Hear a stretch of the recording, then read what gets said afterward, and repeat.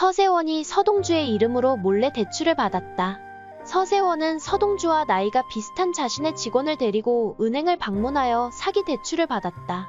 이에 서동주가 분노하였다. 그때 서동주는 사기를 입증하려고 했는데 서세원의 지인이 나타나서 서봉주를 협박하기도 했다. 요즘은 금융 문제를 해결하기 위해 대출을 받는 것이 매우 일반적이지만 일부 사람들은 대출을 이용해 사기를 치고 예상치 못한 결과를 초래하기도 합니다. 특히 서세원이 서동주의 이름으로 비밀리에 대출을 받은 경우가 주목할 만합니다. 보도에 따르면 서세원은 서동주와 같은 나이의 직원들을 이끌고 은행에 가서 사기성 대출을 받았습니다.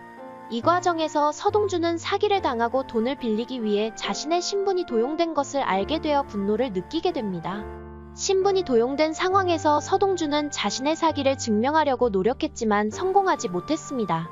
게다가 서세원의 친구가 나타나서 서동주를 협박했습니다. 이는 대출 사기가 개인적인 문제뿐만 아니라 사회적인 문제라는 것을 보여줍니다. 대출에 대한 엄격한 관리와 사기 방지 조치가 없다면 대출은 매우 위험하며 관련 당사자들에게 예상치 못한 결과를 초래할 수 있습니다.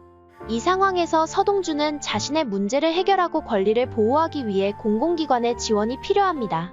그러나 다른 경우에는 사람들이 대출 사기의 위험과 예방 방법에 대한 인식을 높이는 것이 필요합니다. 이 사실이 알려지자 서동주는 분노하였습니다.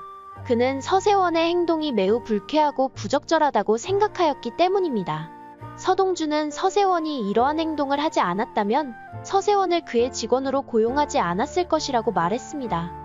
또한 서동주는 사기를 입증하려고 했습니다. 그러나 서세원의 지인이 나타나서 서봉주를 협박하기도 했습니다. 이는 매우 염치 없는 행동으로 사기의 책임을 회피하려는 시도로 보입니다. 이번 사건을 통해 우리는 비윤리적인 행동이 어떤 결과를 초래할 수 있는지를 몸소 체험하게 되었습니다. 우리는 항상 정직하고 투명한 행동을 해야 하며 다른 사람들의 권리와 이익을 존중해야 합니다.